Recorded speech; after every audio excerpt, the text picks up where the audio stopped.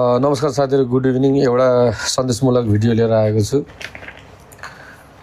चाइनाको टेरिटोरीमा चाहिँ नि बस्दै आउनु भएको र पर्मानेन्ट जसको हातमा पर्मानेन्ट आइडी छ उहाँहरूले मकाउ हङकङमा बस्नुहुने आइडी होल्डरहरूको लागि चाहिँ नि यो स्पेशल अफर चाइना गभर्मेन्टको छ। हुन त यो 2 वर्ष जति भइसक्यो, यो 2-3 वर्ष जति भयो होला। मैले चाहिँ आज भर्खर एप्लाई गरेर आएँ। कति मान्छेलाई अझै पनि थाहा रहेछ। मैले 1-2 जना नेपाली पनि त्यहाँ भेटेँ। म पनि आफै आज कन्फ्युज भएँ। के हो भने तपाईको हामीले यदि यो कार्ड एप्लाई गर्यौं भने हामीलाई 5 वर्षको लागि हामीले त्यो भिजा पाउने छौं र हामीले फेरि 5 वर्षपछि त्यसलाई रिन्यू गर्नुपर्ने हुनेछ र हामीले पासपोर्ट लान जरुरी छैन। तर अब लिएर जाँदा राम्रो, किनभने कहिलेकाहीँ स्पेलिङहरु मिस्टेक हुन सक्छ। त्यसै कारणले र मैले के गरेँ भन्दाखेरि फर्स्ट एप्लाई गर्नुभन्दा अगाडि पहिला अनलाइन बुकिङ गर्नु पर्यो। CTS entry permit service Hong Kong limited भनेर यो चाहिँ नि हङकङ गभर्नमेन्टले ठाउँ ठाउँमा यसको अफिसहरु खोलेको छ। त्यस्तै तपाईको अनलाइन तपाईले जब बुकिङ गर्नुहुन्छ, तपाईले चाहिँ नि अनलाइन बुकिङ गरिसकेपछि जब त्यो डेटमा तपाई जानुहुन्छ त्यतिबेला तपाईले के गर्नुपर्छ भन्दाखेरि यो access to information mainland travel permit for Hong Kong and Macau resident non Chinese सिटिजनको लागि भनेर चाहिँ नि एउटा चाहिँ नि तपाईको यो इमिग्रेसन डिपार्टमेन्टमा तपाईले अनलाइन फर्म भर्नुपर्छ। त्यसपछि तपाईले यो खालको पेपर पाउनुहुन्छ।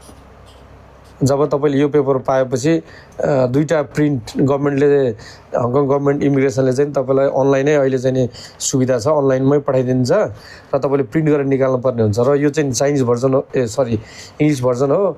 चाइनिज भर्जन चाहिँ नि हामीले लगेर दिनुपर्ने हुन्छ र यो चाहिँ नि तपाईलाई यस्तै 2-3 दिनमा दिन्छ। पहिला चाहिँ नि घरमै पठाइदिने रहेछ। अब अहिले चाहिँ नि घरमा हैन, तपाई अनलाइन तपाईले को इमेलमा पठाइदिन्छ र तपाईले चाहिँ नि के गर्नु पर्यो, त्यसलाई प्रिन्ट गरेर लिएर जानु पर्यो।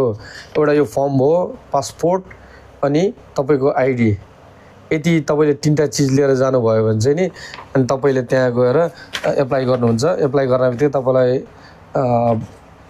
टोकन नम्बर दिन्छ। त्यसपछि तपाईले आफ्नो टोकन नम्बरको जब कल आउँछ त्यहाँ गएर पैसा $260 लाग्छ, जुन मैले तपाईलाई यहाँ मैले अप्रुभ भइसकेको मेरो यो छ। अब मैले अगस्तको 3 मा लिन जाने हो। यो तपाईको बायोडाटा सबै संकलन गरेर पासपोर्टको फोटोकपी, आइडी को फोटोकपी, सबै डिटेलहरु लिइसकेपछि तपाईलाई यस्तो पेपर दिन्छ। तपाईले $260 तिरेपछि तपाईले यो पेपर पाउनुहुन्छ र यो चाहिँ नि पेपर तपाईले फेरि यो बोलाको दिनमा तपाईको बोलाको डेटमा चाहिँ नि यो पेपर सहित जानुपर्ने हुन्छ अनि तपाईले आफ्नो त्यो आइडी लिन सक्नुहुनेछ। त्यही भएर कति साथीहरुलाई अझै पनि थाहा छैन। कतिले चाहिँ नि अब चाइनाको भिजा हानेर पनि जान्छन्, 5 वर्षको भिजा दिन्छ हामीलाई। त्यही भएर तपाईहरुले आइडी होल्डर पर्मानेन्ट र मकाउको पर्मानेन्ट जो हुनुहुन्छ उहाँहरुको लागि चाहिँ नि यो अफर एकदमै चाइनिज गभर्नमेन्टले हाम्रो लागि, नन चाइनिजको लागि चाहिँ यो अफर दिएको छ।